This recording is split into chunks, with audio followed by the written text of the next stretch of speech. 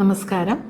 നമ്മളൊരു വീട് വാങ്ങുന്നതോടുകൂടി അവസാനിക്കുന്നതല്ല നമ്മുടെ ഉത്തരവാദിത്തം. നമ്മൾ പ്രതിവർഷം അടയ്ക്കേണ്ട ഒരു കാര്യമാണ് പ്രോപ്പർട്ടി ടാക്സ് എന്ന് പറയുന്നത്. നമ്മൾ ഈ പ്രോപ്പർട്ടി ഡീലിലൊക്കെ ഏർപ്പെടുമ്പോൾ അറിയാം, പലർക്കും ഇതിൻ്റെ അടിസ്ഥാന കണക്കുകൾ പോലും അറിയില്ല. പ്രോപ്പർട്ടി ടാക്സ് എങ്ങനെ അടയ്ക്കണം, എപ്പോൾ അടയ്ക്കണം, എവിടെ അടയ്ക്കണം എന്നൊക്കെയുള്ള ഒരു കൺഫ്യൂഷൻ അവിടെ നിലനിൽക്കുന്നതായിട്ട് നമുക്ക് കാണാൻ സാധിക്കും.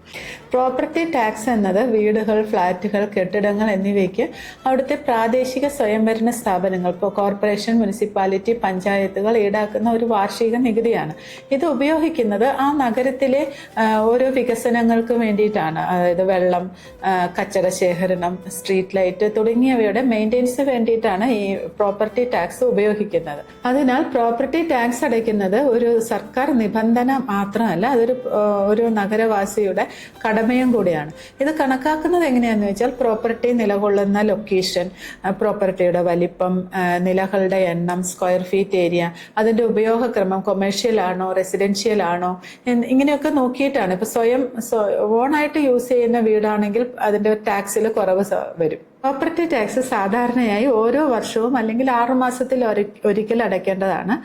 കോർപ്പറേഷൻ മേഖലയിലൊക്കെ April to September first half ആയിട്ടും October to March second half ആയിട്ടുമാണ് അടയ്ക്കേണ്ടതായിട്ട് വരുന്നത്. ചില സ്ഥലങ്ങളിലൊക്കെ വർഷത്തിൽ ഒരിക്കൽ ഒരുമിച്ച് അടച്ചാൽ മതിയാകും.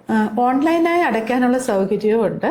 മുനിസിപ്പാലിറ്റി, കോർപ്പറേഷൻ വെബ്സൈറ്റുകൾ വഴി പേ പ്രോപ്പർട്ടി ടാക്സ് എന്ന ഓപ്ഷൻ ലഭ്യമാണ്. ഈ ഓപ്ഷൻ വഴി നമുക്ക് പ്രോപ്പർട്ടി ടാക്സ് അടയ്ക്കാൻ പറ്റും, സ്വന്തമായി അടയ്ക്കാൻ പറ്റും. അത് ഇനിയിപ്പോൾ ഇത് അടച്ചില്ലെങ്കിൽ എന്താ സംഭവിക്കുക എന്ന് വെച്ചാൽ പെനാൽറ്റി ഉണ്ടാകും. പ്രതിമാസം 1% വെച്ചാണ് പെനാൽറ്റി വരുന്നത്. നീണ്ടു പോവുകയാണെങ്കിൽ ഓണർഷിപ്പ് ട്രാൻസ്ഫർ വരെ തടസ്സപ്പെടാനുള്ള സാധ്യതയുണ്ട്. ചിലപ്പോൾ ലീഗൽ നോട്ടീസ് വരെ വരാം. അതുകൊണ്ട് മുടക്കം വരാതെ അല്ലെങ്കിൽ നീണ്ടുപോകാതെ ഈ പ്രോപ്പർട്ടി ടാക്സ് അടയ്ക്കേണ്ടത് അത്യാവശ്യമായിട്ടുള്ള ഒരു കാര്യം തന്നെയാണ്. ബാങ്ക് ലോൺ, റീസെയിൽ, മ്യൂട്ടേഷൻ തന്നെയല്ല, ഏത് ഡോക്യുമെന്റേഷനിലാണെങ്കിലും പ്രോപ്പർട്ടി ടാക്സ് അടച്ചതിന്റെ റെസിപ്റ്റ് നമ്മൾ കാണിക്കണം അവിടെ. അതൊരു ഡോക്യുമെന്റ് ആയിട്ട് തന്നെ, ഒരു പ്രൂഫായിട്ട് തന്നെ കാണിക്കേണ്ട ഒന്നാണ് ടാക്സ് റെസിപ്റ്റ്.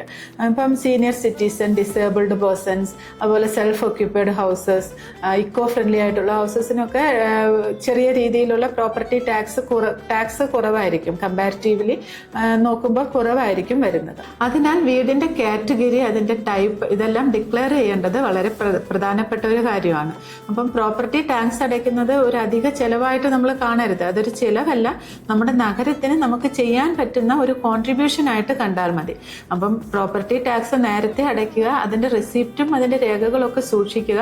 അങ്ങനെ സമൂഹത്തിനും ആ ഒരു നഗരത്തിനും നമുക്ക് ഉത്തരവാദിത്തമുള്ള ഒരു പ്രോപ്പർട്ടി ഉടമസ്ഥനാവുക.